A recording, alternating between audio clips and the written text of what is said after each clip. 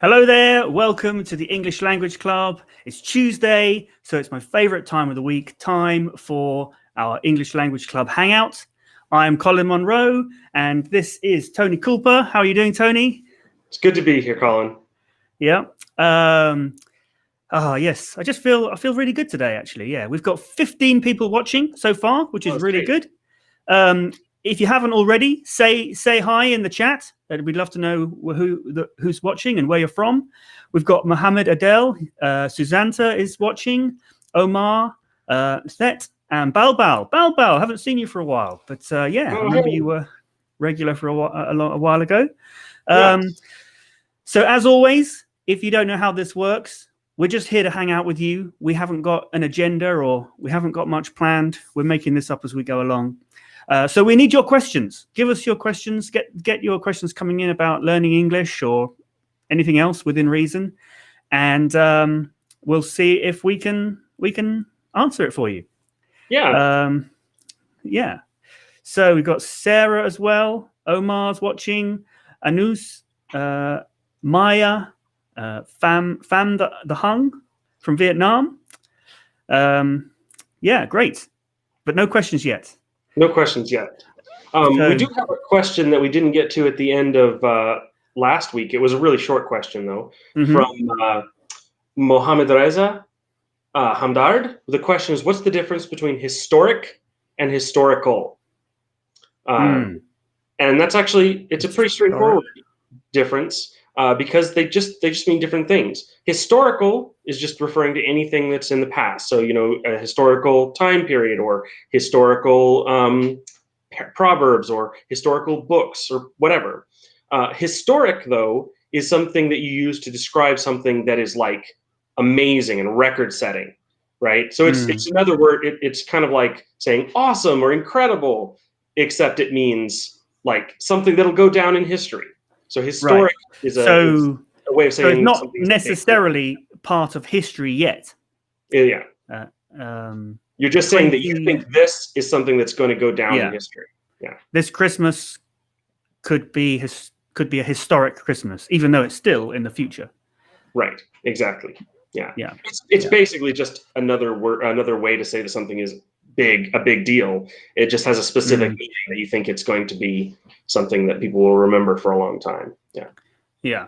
Whereas historical is an adjective to just say that something is from the past. Yes, basically. Yeah. Great. Okay. So we've also got AJ in Monaco, but still no questions. Let's see it now. Ricardo as well says hi everybody. Hello to you. And Kamal, how can I practice IPA myself? So that's a good question. Now, are you specifically talking about practicing IPA or practicing pronunciation? Because they're really two different things. And so IPA is like a tool to help you with your pronunciation. But IPA is not necessarily, just because you're good at IPA, it doesn't necessarily mean you have good pronunciation. But if you want to learn, I'm presuming you mean you want to learn the symbols and the different phonemes and learn how each one is pronounced. In which case that is relatively easy. I mean, you just need to go through all the symbols one by one, and learn how each one is pronounced. It's kind of quite straightforward, really. But again, like what we always say is pronunciation is physical. So remember that as well. So remember with each sound, with each phoneme, what it is, how that sound is made physically. What should you be doing with your tongue, your lips, your teeth, all those things. That's really important. That's why I've got this thing here for illustrating things. Maybe I'll get that out later. I hope that's helpful, Kamal. I'm not really sure that it would be because it's quite a simple answer. It just takes time and work. It's not. There's no magic answer to that question, unfortunately. But let us know if that's helpful. And obviously that's what most of the videos on our channel are about, each one of the different symbols and each of the groups of the symbols and how they all work together, and especially the phonetic chart and why it's laid out the way it is. Definitely. I mean, that was going to be my answer. If you're specifically trying to learn IPA for the English sounds, as opposed to, you know, you just want to be an expert in IPA and can transcribe any language, that's not really our area. But no, yeah, if you want to practice them, watch all these videos that Colin has made over the years on each individual sound, because he talks about how to pronounce them, gives lots of examples. You can just kind of go through those and practice each sound individually. Yeah. There are a lot of really good videos that Colin's made. Thank you. Okay, so we've got a few more questions coming in now. Sarah says, what is the difference between an event and an occasion? And I just realized I forgot to have these coming up on the screen. So here, Sarah says, what is the difference between event and an event and an occasion? Do you want to tackle this, Tony? Well, it's a very interesting question. So this is another one of those things where they mean almost the same thing. They both are talking about something that's happening, right? But there is some subtle differences. And in fact, there are some expectations about how one is going to be used differently. Basically, an event is something that's planned, or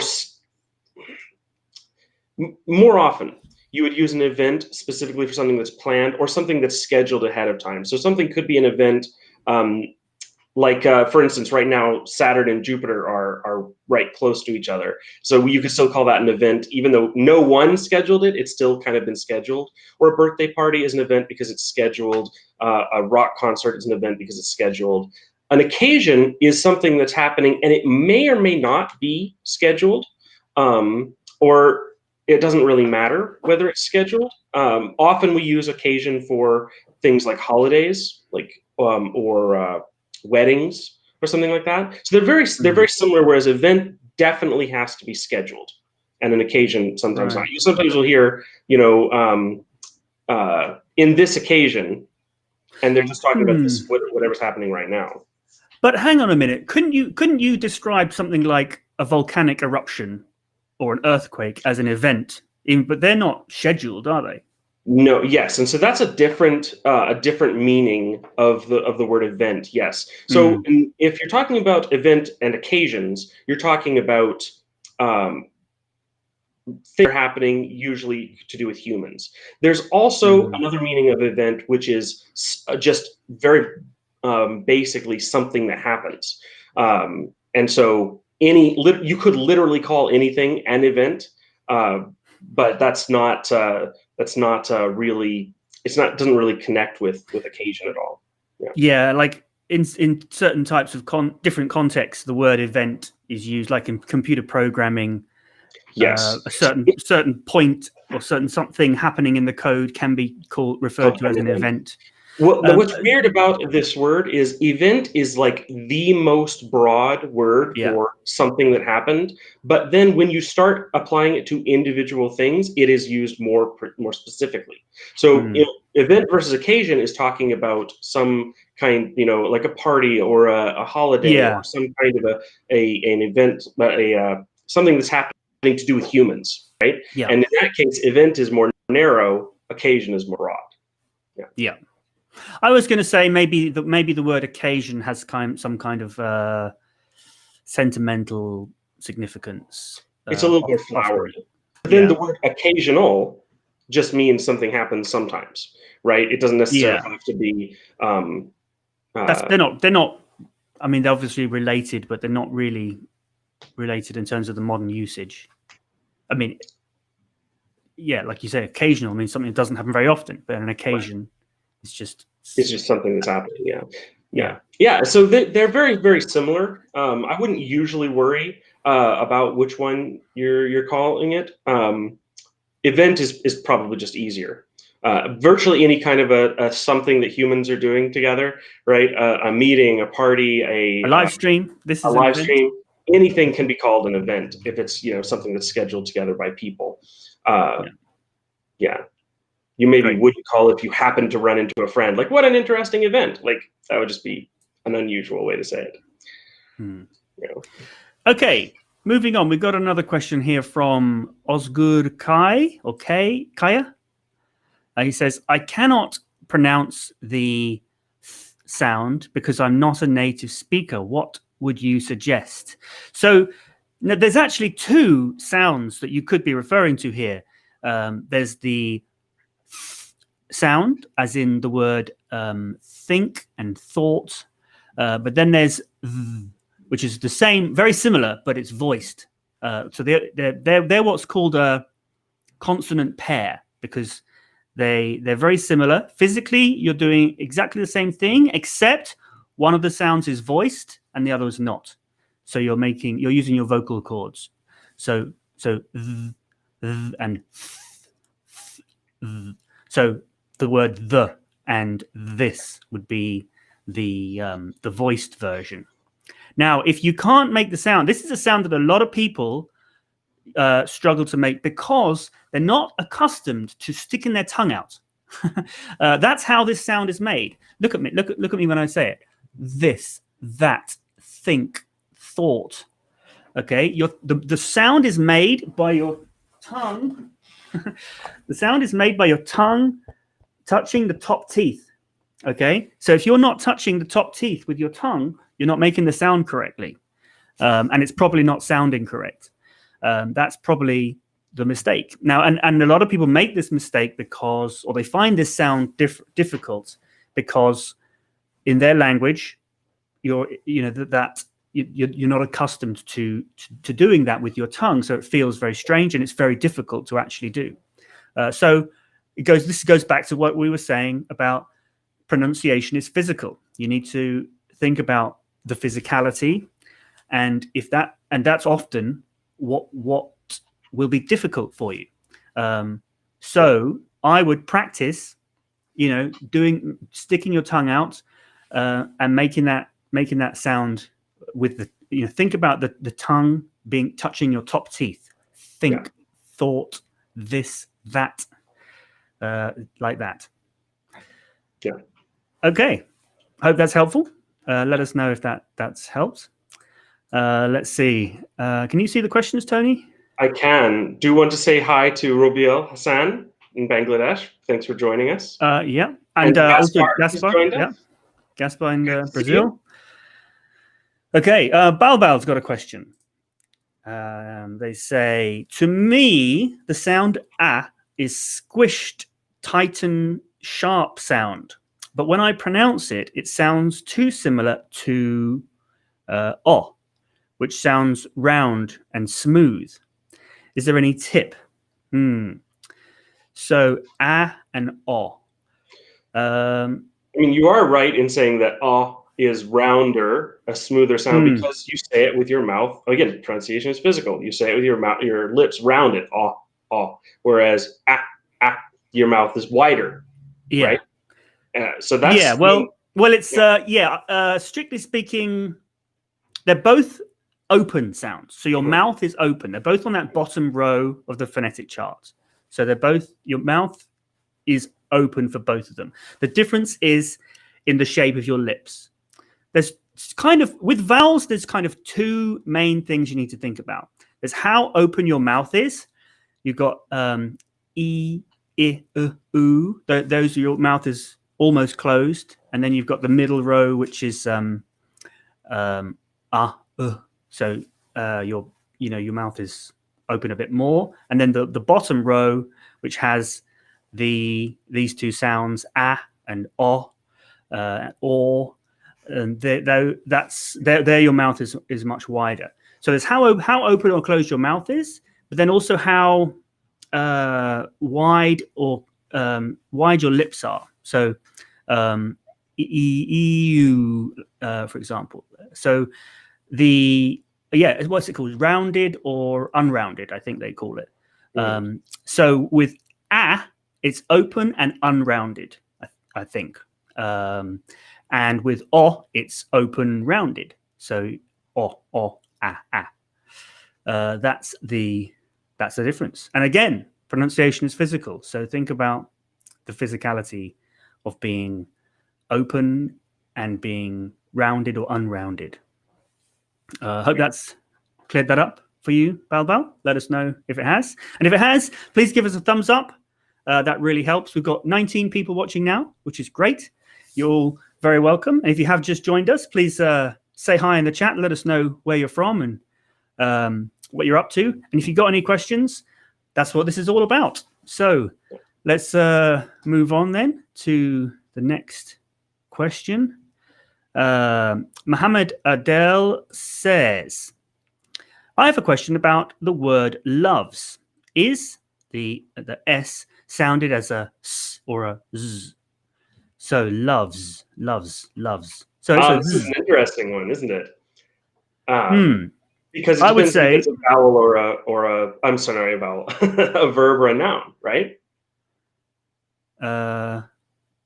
Does it? I think it's always a Z. He loves her. I guess if it's a noun, the loves. Yeah, the like a plural. You mean a plural noun? When he loves her, with us, but his loves are cars and trucks, right? His loves. He loves. No, it's still Z. For me, it's still Z for both of them. I think I would say loves. Yeah. Loves. He loves cars and trucks as opposed to his loves are cars and trucks. So it might not matter. Definitely. Yeah, it might just depend on where you are or who's talking, what accent it is. Yeah, I'm just looking this up actually because I'm pretty sure it's Z. But like you said, it does. If you said it with a S, loves, it. Some people are not gonna. They're not gonna misunderstand you. Yeah. But I'm pretty sure it's Z. Yeah. Anyway, I tried to look it up. It can't. It just gave me love instead. But anyway, if you look it up on an online dictionary, you should be able to find the transcription, and I'm pretty sure it'll be a Z. Okay. In British for sure, we'll say. Yeah. But yeah, great question. That goes to show that's a really great question. In fact, that we aren't 100% sure, and in fact, I think we're both right, and in fact, both those sounds could be right depending on. Yeah, they're both valid depending on the different regional accents and things. But I think the kind of official RP, if there is such a thing, it would be Z. Loves. Yeah. Okay. Let's see. Okay, we've got another couple of questions from Sarah, who says, I started practicing pronunciation a long time ago, but I still don't sound like a native. Any advice for help? Were you going to, if you got something, Tony? Are you going to say something there? Well, I just wanted to interject. There is a difference between the pronunciation and accent, right? Yeah. Your pronunciation might be correct, but you still don't necessarily sound like a native speaker because of your accent. So you don't necessarily need to worry. The goal isn't always to sound exactly like a native speaker. The goal is that you pronounce words well enough that native speakers can easily understand you, right? Yeah, or any speaker. Often you'll get two people who neither of whom have English as a first language, but they both have as a second language, so that's the language they speak to each other. So yeah, the goal is not to necessarily sound like a native speaker, unless you're an actor or something. The goal is to be able to express yourself accurately so that you can be understood. So hopefully that's something you're able to do. But so if we say, any advice for improving pronunciation? Pronunciation, yes, exactly. Yeah. Then, well. Again, I'm going to say, watch all of these amazing videos that Colin made about the pronunciation of each individual sound. Because pronunciation is physical, if you practice each individual sound, your mouth, your muscles will literally get used to it, the same as if you're practicing playing an instrument. right? Yeah. And you will be able to make those sounds more readily and more correctly. So the more you practice each individual sound, right? And if you do break it down and look at the 44 individual sounds, you will find that if you're having problems, you'll be having problems with one or two or three. Some of them you'll be fine with, and other ones you'll have more problems with. So once you can identify those ones that are the problem, then you can study a little bit deeper and think about how I should be physically making this sound, and am I trying to do it differently? And if you do follow those steps, I think you'll make a lot of progress.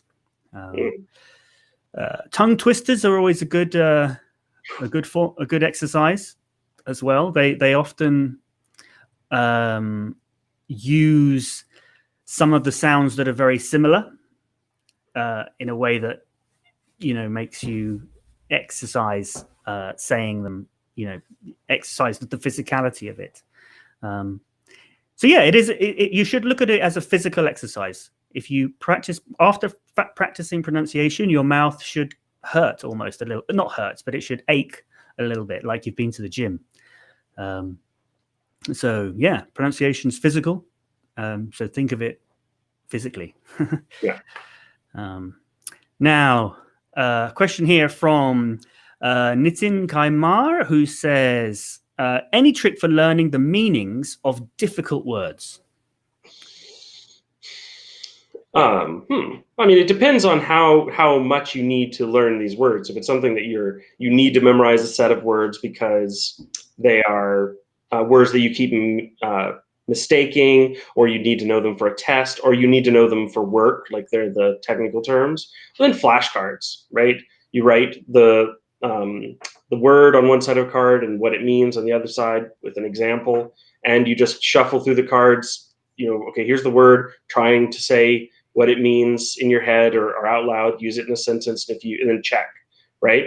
Flashcards are a really good way of memorizing a limited set of words that you really need to memorize.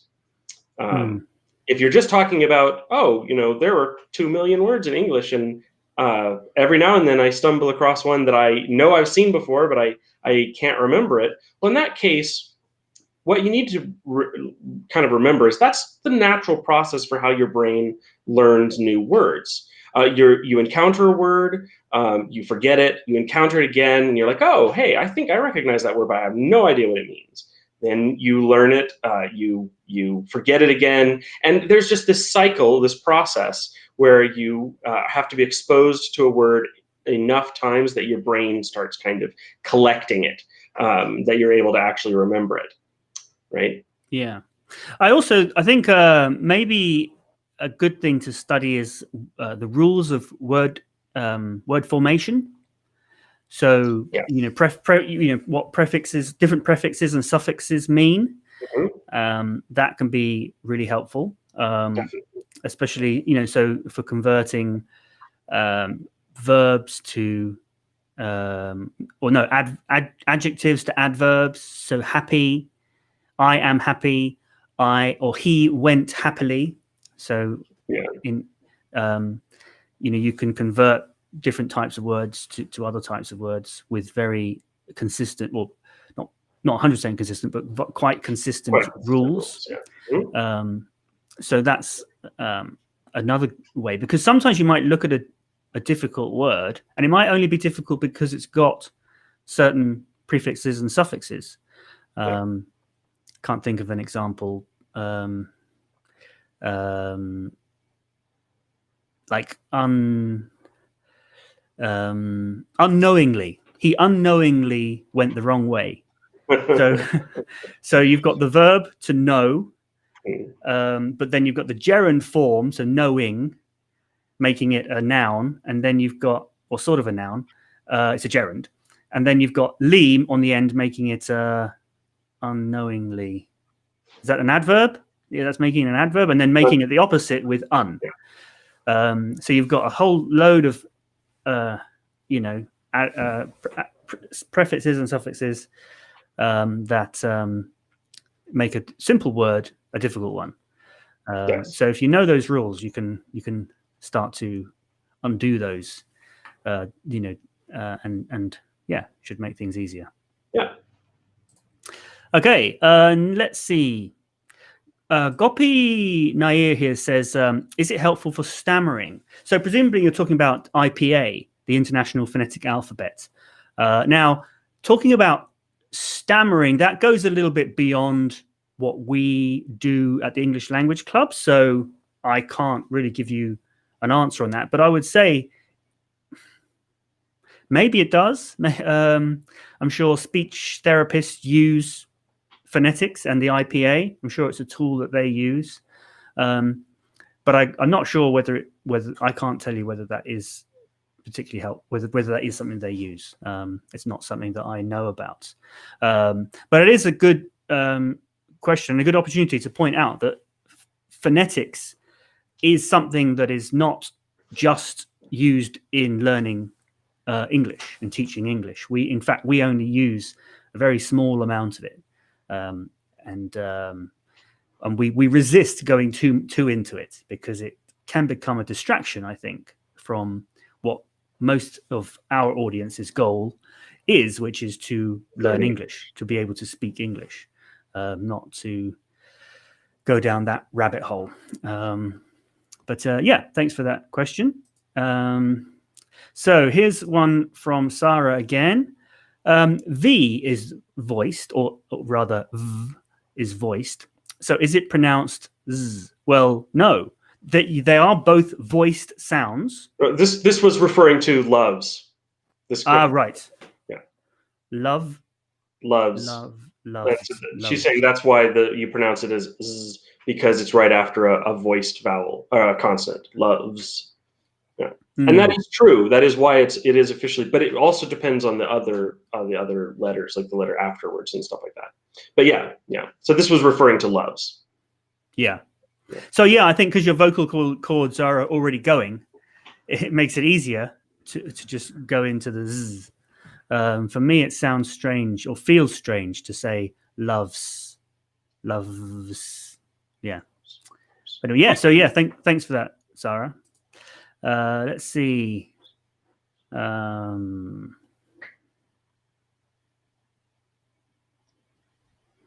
Okay, here's a question from Jack Darby, who says, I heard that it's a good practice generally when practicing pronunciation to keep the lips or the mouth round.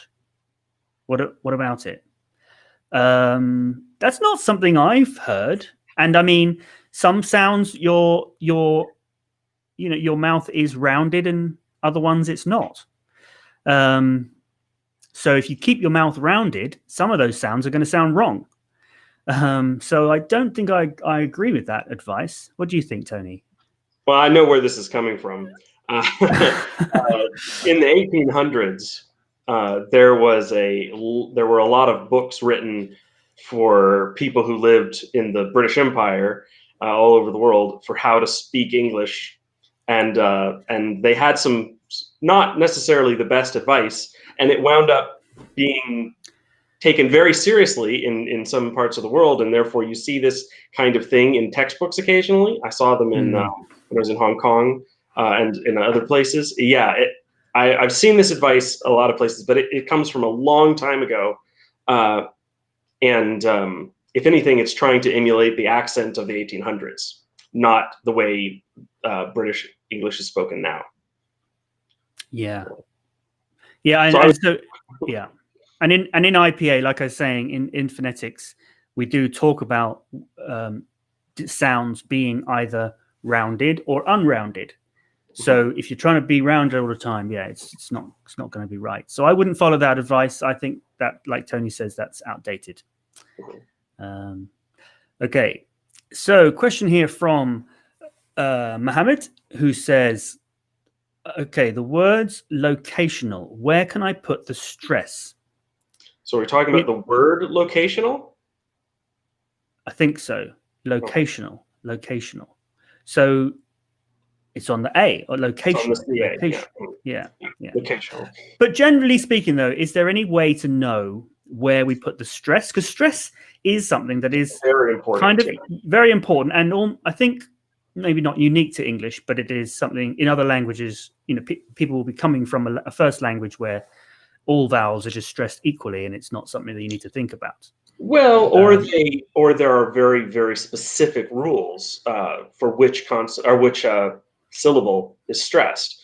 In English, the general rule is that in English, for most words, and there are some exceptions, but the stress tends to be towards the beginning of the word. The first kind of longish syllable is usually the word that's stressed, or the syllable that's stressed. It's there. We don't want to get into all of the very specific ones, but that's a good tip.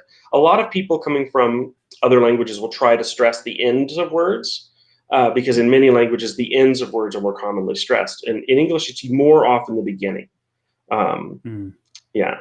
So you see, now my view on this is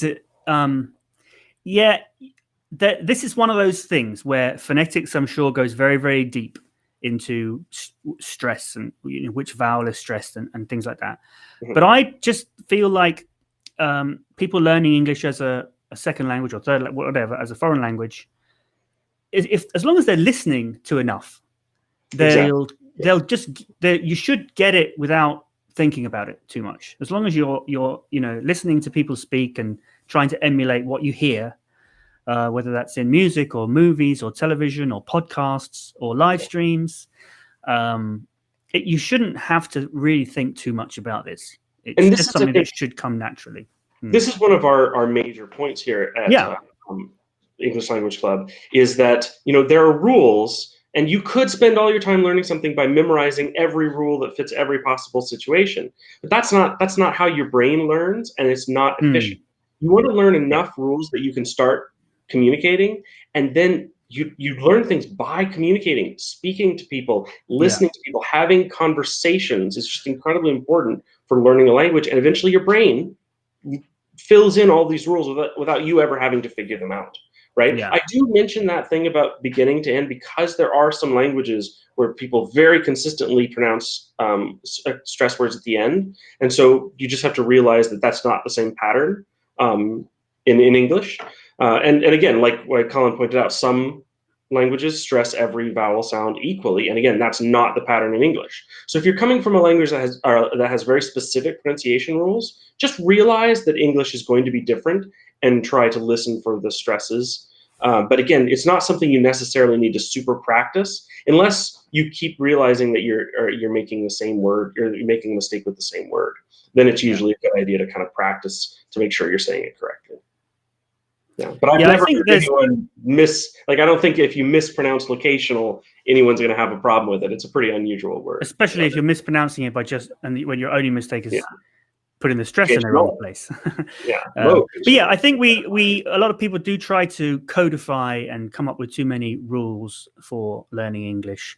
But that's not to say that there aren't some rules that are useful and important, especially when it comes to tenses.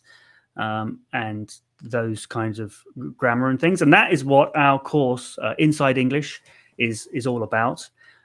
It's sort of looking at just the rules that are important. Exploring how tenses work, and we look at it. We look at the tenses from a slightly different angle to how you may have learned it in the past. So that is going to be available on the website very, very soon. 1st of January, we're planning to make that go live. So watch this space, and very soon we'll be able to share that with you. Okay, so Sat says, who is teacher? Well, I guess this is a good opportunity to introduce ourselves. My name is Colin Munro. I'm a teacher of English. I started teaching more than 10 years ago now. But before that, I was a filmmaker. So it wasn't long after starting teaching that I started the YouTube channel. And it was when I was living abroad in South America, in Paraguay, that I met Tony. And he helped me a little bit with some of the videos. And then Yeah, I mean, but it's been a long time. I haven't been a teacher all of those 10 years, really. I haven't, I've done a lot of other things. But when this year, basically, Tony and I decided that it was a good opportunity. The way the things were happening in the world, it would be a good opportunity to get back into English Language Club. I think there's more of a need for it now than there's ever been. So yeah. Do you want to talk about yourself, Tony? Hi, my name is Tony Culpa, and yeah, I met Colin while teaching in South America as well. Yeah, I live in Canada as opposed to the UK, so I have a different accent, different perspective on the accent issues. So. Yeah. So I'm from the UK, and I live in the UK. That's where I am now. Tony, though, is from the United States, from Florida specifically, but he's currently living in Canada. So we've got a very international base, which is great. Okay. Balva has another question here. He says, I'm so bored of looking up in a dictionary whenever I find words that I don't know, especially reading some subjects that I'm not familiar with, and it causes me to procrastinate. Is there any tip? So a tip to not procrastinate, a tip to keep focused. I mean, this is something I really struggle with, I mean, this is probably why the English Language Club has not made as many videos over the years as it could have done, because I struggle with procrastination, but I think it's kind of human nature to an extent. What do you think, Tony? Do you have any tips for that? Well, I mean, I maybe have some tips to help you with the specifically looking things up in a dictionary. Broader procrastination tips, I don't know if I have anything off the top of my head. Well, let's stick to looking things up in a dictionary then, because that's more related to learning English, whereas procrastination that's beyond our area of expertise. So one thing that I really recommend is, if you are, especially if you're reading something that's in a subject you're not familiar with, because it doesn't matter how much English experience you have, if you're reading a subject that's on something you're totally unfamiliar with, it's going to have its own words, its own specific terminology, and even names of things that you're not going to be familiar with. So it doesn't matter how much English you know, you're always going to be needing to look up new words if you're reading something you don't, it's a new subject. So if you know you're going to be looking up a lot of words, find a digital copy of whatever you're reading, right? If you're reading it on a website or on your computer, you can really easily right-click on the word and say, look it up. If you're reading on an e-reader or on your phone, frequently you can just tap the word and it'll open up the definition. I'm not saying don't read real paper books, but if you're specifically, you're going to be looking up a ton of words, find a digital copy so you can look them up quickly and get back to reading. Yeah, like you said, sometimes you can just highlight a word and then right-click and look it up in Google. So so there's quick ways to do it. You just need to come up with the right workflow. Okay. There's a comment here which is worth just talking about. Kamal says, if you want to practice, we can only 30 minutes Skype and Zoom. Now, so this is one of the things that we've been talking about. We are planning to launch a lot more services in January, along with our course Inside English.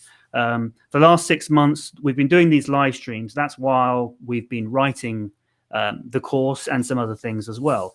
But from January as well, we do plan to do some Zoom calls. So we'll get to actually talk to you and see you, as well as just read your comments. But that will be only for people who are YouTube members. Initially, we'll open it up to, there's 3 levels of the membership. So that would be for all members to start with, but later on, if we get lots and lots of members or too many members, we'll limit it to the higher levels over time. So if you are interested in joining us in a Zoom call, then you should see a link next to the subscribe button there should be a join button. And if you click that, you'll get access to the Zoom calls when we do them. Now, unfortunately, not everyone will have that join button because it does depend on which country you're in. Some countries don't have it. Once we get that up and running, we'll try to we'll see what we can do about that. If we've got a lot of people that want to join but aren't able to, we might be able to make another option. So yeah, but if you do have that, then yeah, click on that join button, and we'll see you in January. So let's see. Okay, this is an interesting question from Jack. We've talked about this a little bit before. It says, what are the bodies or authorities, international or otherwise, that keep track of all these things like phonetics? I'm thinking, which body came up with the IPA and when? Yeah, great question. I'm not actually sure about that. Is there? I mean, but then that's one of the what we've talked about in the past is how English doesn't have that sort of body that says what is officially English and what isn't. You do have English. IPA is not English. No, the I in IPA stands for international. So that just refers to any sound you can make will be on the IPA, International Phonetic Alphabet. Although the chart that we often show only refers to the sounds that we use in English. But there's a lot more sounds that exist, and they have their own symbol in the IPA. Just we don't cover that. But presumably there must be an organization. It's probably a group of universities. International Phonetic Association, IPA. Right, that's confusing. And it was created in the late 1800s, which is why some of the things on it seem so 1800s in the worldview that they represent. Why they chose certain symbols to mean certain things, because they thought they were more important than other symbols in the 1800s, and so there are some weird artifacts with it being that old. But that said, the International Phonetics Association does, or I think it's still the same, does still update it and maintain it. So it is still kept up to date, though some of the decisions that they made 140 years ago, they're stuck with. But in terms of phonetics as in general, like the IPA is designed to help people communicate how a word is pronounced across languages. But then, there are international, there are experts that study linguistics, and there are international associations of linguistics that study phonetics, and they keep track of what sounds are in what languages. But for English, there is no international authority on how English is pronounced at all. Yeah. And it's kind of a feature of English. It's part of the way English is kind of constructed. The closest thing, you will have some people who have authority. For instance, the Oxford English Dictionary, or the Webster's Dictionary in the U.S. But they are never the sole authority on something, and they have a more democratic process where they aren't trying to tell people this is how you must pronounce the word. They're keeping track of changes in pronunciation over time, so that they can keep whatever the official standard is correct with how it's changing. They're trying to make it so that what they say reflects what is already being used in the real world. They're not trying to dictate what is right and what is wrong. Yes. Yeah. Great. Okay, now there's a question here. I'm not quite sure I fully understand, but I think you might be able to help, Tony. How can I improve my composition? Tips? That's from Tony. Techno Guy, Game God. So Techno Guy, is this related to your the next question you had about the spelling competition? Do you mean composition as in spelling? Let's have a look at that. So I got a spelling competition coming up, and I found your phonetics very useful. Phonetic videos very useful. So composition in English refers to writing papers or writing letters or books or articles or things like that.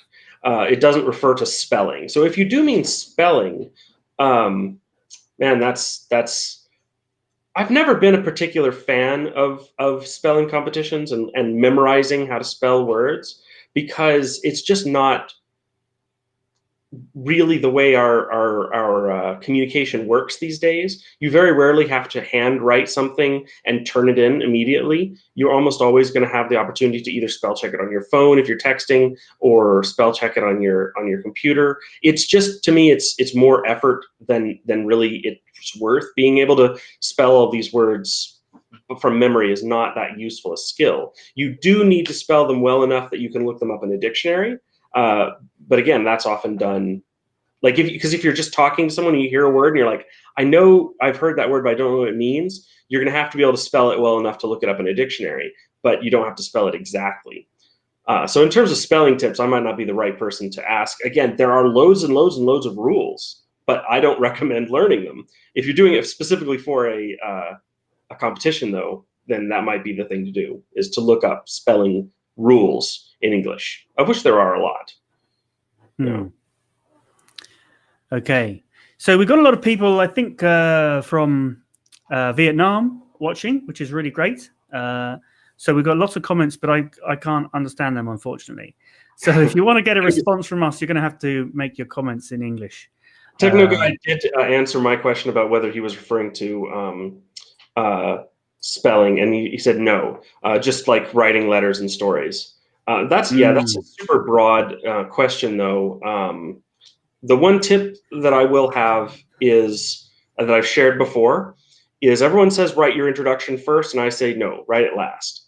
Write what you want to say, preferably in an outline. Reorganize it until it's as well organized as you can get it. Then flesh it out, write it, edit it, then write your conclusion, then write your introduction. It's a pretty basic tip, but that's the tip I'll share. So Techno Guy had another question here that sort of ties in with that. He says, what are some literary works that you'd recommend for people who are advanced in English and want to delve in deep further? So, well, I mean, book recommendations, basically. So yeah, Tony, this is for you. Oh man, I have so many. So, but I guess it depends on the individual, doesn't it? It depends what people like. I'll give you some options. If you want old-fashioned, really serious books that are classic literature in English, if you're going to, for instance, Charles Dickens, I highly recommend that you read either Oliver Twist or A Christmas Carol. Those are relatively, they're not easier reads. That's not why. Charles Dickens books tend to be crazy and with insane plot lines that are hard to follow and sometimes don't matter. Whereas those two are relatively straightforward in terms of the plot. They just follow, a set person usually. So Charles Dickens, Oliver Twist, or A Christmas Carol. If you like science fiction, a really good series that I can recommend because they are quick, easy reads, and so they're good for practice, are the books by Lois McMaster Bujold. The title, I guess, is a bit odd. Vorkosigan books. Start with The Warrior's Apprentice. Really fun little sci-fi books if you like sci-fi. Let me see. Should I give more, or is that enough to go on with? That's great. I mean, I would also recommend Tolkien. Because you've got a range of levels there, because The Hobbit is very easy. The Hobbit is very simple. And he was effectively writing with his son as a target audience, right? So as his son got older, it got sort of a higher level of English. So so you can start with The Hobbit and then move into Lord of the Rings. If you like fantasy, that's definitely a good option. Yeah. Yeah. Now, talking about Dickens, I'm not really a fan of Dickens, and one of the reasons is, especially if you look at something like Oliver Twist, you read the first paragraph or the first page, and really it doesn't say very much, but he uses a lot of words. He does use a lot of words. He just describes everything in so much detail. And the reason is that he was effectively being paid by the word. So the more words he could write, he could use to say the same thing, the more he got paid. Right. And you can tell. So that just sort of annoys me, because I just go through. It makes it tiring for me to read. But having said that, that might be quite good for someone learning English, because you then get to see lots of different ways to describe things in lots of detail. So you'll come across a lot of great vocabulary. Yeah, and that's why I recommend those two. Christmas Carol is much shorter than most of his books, and Oliver Twist is his first book. It's much more straightforward. A lot of people will start off with like Great Expectations or David Copperfield or A Tale of Two Cities. A Tale of Two Cities is my favorite Dickens book. It's amazing, but it is really hard to read, even if you don't have any problems with the language, just because it's hard to follow. The plot line is very twisty. Yeah. Now, I was just going to say that I have a friend who's a writer called Ross Lawhead, and for a while, together with him, I did a podcast all about not writing, but about storytelling and enjoying stories. More about how to enjoy storytelling, so movies, books, TV shows, but it delved into how things are structured and things. And we did do a whole episode on Dickens. I was just trying to find it so I can put it in the comments. I'll do that before the end of the episode, before the end of this live stream. So if you are interested in that, you can listen to that podcast. Let's see. Let's move on to another question. Techno Guy says, call me Vishwa. Vishwa, okay. Hope I remember that, Vishwa. Actually, that reminds me, Mohammed Abdel, we did actually answer the question about locational. We said it's stressed on the A, locational. Yeah, so the way these work is we do kind of just go through the comments in order, but obviously they're coming in quicker than we're able to get to them all. So if we haven't got to your question yet, don't feel that we've missed it. You need to keep on asking it. We will get down there if we can.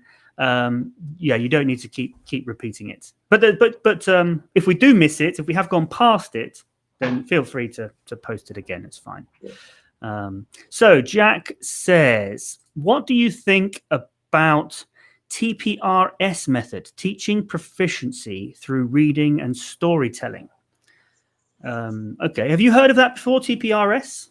I think as with any method, there are definitely times that it is good and applied well, and then I think a lot of people tend to think about some of these methods that they are the end all and be all, like they are everything, the last method you'll ever need, and that's just never true, because different people and different groups have different strengths and weaknesses. So I think I love to teach through reading. But the reality is that most people do not learn well from reading. I wish that were not the case, because it is how I learn. So I think it's a great method, but it's not perfect, and it doesn't work for everybody, or at least it's not best for everybody. Yeah. Okay. Great. Thank you for that. Let's see.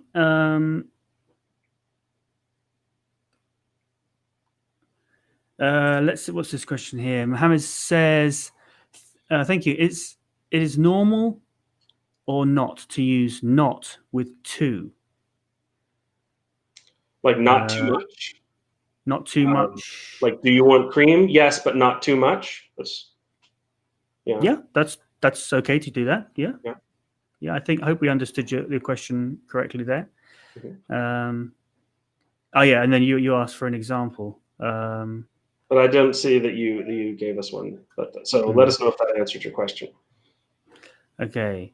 Let's see here. Legend TM says, here's a tip. If you're still living in your country but use English as a second language, as I do, I apply it in my normal everyday life. My phone is filled with English content. So that's a good way to learn English. You can do things like switch the language of your phone to English, and then you're going to be exposing yourself more to English there, as well as things like watching movies in English and music. So that's a good tip. Yeah. Can you think of any other ways that you could do that kind of thing, Tony? Well, one thing, and also this Sarah has this question as well. Like, whatever you enjoy doing, if you like video games, or you like discussing movies, or you like talking politics, or history, or whatever, find an online group that is talking about that or doing that thing in English. Because usually you'd have to pay to join a website that is designed to help you practice your English. But although we'll have, I think we'll have our Discord hopefully in January. But also, like, again, if you like talking about history, find some chat group somewhere that is of English-speaking people who like to talk about history, and join with them. If you like gaming, try to find a way to get onto an English-speaking server and chat with your fellow gamers, right? Don't focus on trying to find a community to help you learn English. Focus on finding a community that you're going to fit in well with, that happens to be in English. That's I think the way to do it. Yeah, and then as you can just sort of use Google Translate if you need to, if that's compatible with your language, to express yourself in that community, and then other people will talk to you, and before long you'll be using those tools like Google Translate less and less, if you get sucked in. But if it's this is something that I've thought about, and I want to sort of, with English Language Club, I'm aware that for nobody really has just learning English as for the sake of learning English. It's always, or at least it should always be, as a means to an end. There should be a reason. Why do you want to learn English? You may not even really be consciously aware of it, but it's always going to be because you want to, you want a better future in some way. You want to be able to travel. You want to be able to enjoy movies and music that's in English, or you want to be able to tell the world about your country, and do business and trade and things like that. So, and I think it's always really important to be aware of what those underlying goals and underlying reasons are, and not just say, oh yeah, I really want to speak good English, because I feel that in itself is a little superficial, and may not be enough to give you the energy to stick with it as long as you need to. So yeah, that's something that I've thought about at the English Language Club. I'd like to, I think we'll talk a lot about that in the Zoom calls. We'll talk to people and say, so why is it that you want to learn English, and what is it you want to do with your life? And hopefully English Language Club can be not just about learning English, but really something that people will look back on and say, my involvement in that community really changed my life. That's the goal for English Language Club. Anyway, let's move on. Now, just say I have found the podcast that I used to do with my friend Ross, and I'm just putting it in the chat now, a link to that. That should have just come up. Yeah, that's just gone. So there's a link there to the episode about Charles Dickens that I did, where I put forward my case about why I didn't like Dickens, and Ross corrected me, or Ross put his case forward. I think Dickens definitely isn't for everyone, but he is one of the giants of English literature. So, but that doesn't mean you have to like him. That doesn't mean everyone has to like him. I dislike like 2/3 of his books, because I'm like, this is just not worth it. But the ones that are really great, like Oliver Twist and A Tale of Two Cities, are really great, in my opinion. And in the opinion of millions of other people throughout history. But he's definitely not for everybody, and he's definitely not someone you just want to pick up and read if your English is if you struggle with English, because it's not something that even a typical university student in English can just pick up and read and just breeze through. They're tougher reads. So I'm just trying to find where we got to. Okay, yeah. Well, we're running out of time, so we're going to have to. Yeah, we've got the section on the Susanta's segment coming up, but just a couple of other things first. Could you recommend? So Sarah says, could you recommend names of applications or websites for practicing with a native speaker? Well, like we said, we will have the Zoom calls coming up from January if you join the English Language Club here on YouTube. So that's one good way. I used to teach on a site called Buddy School. So Buddy School is a place where you can find teachers. But again, you'll have to pay for that there. I'm sure there's lots. There are lots of other things. I'm just not off the top of my head can't think of them. But maybe if anyone else has got some tips that they've used. And again, like we mentioned that we want to get our Discord community up and running. So in Discord, we'll hopefully be able to maybe have different rooms for people in different countries. And then if people are in the same country, they can maybe meet up in real life or maybe form groups to arrange events and things like that. So yeah, stay tuned to English Language Club. In January, there's going to be a lot more stuff coming. So Sat says he really loves your beard, Tony. It is pretty awesome. I do too. Thanks. Actually, Sat had a question earlier I did really want to answer. If you don't pronounce the ending sound of a word, do you understand me? And this I will say, that's very important. English speakers will tend to have trouble understanding you if you don't pronounce the beginning and the ending sound of a word. It's just a very important part of how the human brain understands words, is the very first sound and the very last sound. Now, of course, in some languages, you don't pronounce the last letters or sounds of the word, but then that no longer counts as the last sound for people that are learning the word. But your brain does rely on the first and last sound. So if you're unless there's a rule like in French where you don't pronounce the last letter sometimes, right? Then yes, it's very important to get the last sound right when you're pronouncing a word. It just in order for the brain to be able to recognize it. Okay. Now the questions are coming in thick and fast now, but we are running out of time. How are you doing for time, Tony? I'm not going to be able to stick around for a long. Okay, should we just do a few of Susanta's questions? I want to answer one of Susanta's questions specifically because there was some discussion about it later, and that is the one about later. You said, let me see if I can find it. It's not in the main boat, it's down lower. I am more late than you. This sentence sounds somewhat wrong, but I am later than you also sounds somewhat wrong. And you're right. You would say even later. I am even later than you, not more later or just later. I'm later than you. You just say I'm even later than you.